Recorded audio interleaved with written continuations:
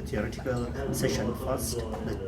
session first, and then we go to the field. So which we would see the theories applied in the real, context. So which made us to understand, better what is in the theory and what actually you're doing. To see the different technologies and the different facilities that Japanese has established, we want to see how we can kind of use those technologies back at home. But I mean, to begin with, obviously we have to start on a smaller scale, but to know about them and just to start the discussion off with inside, I think that's what was really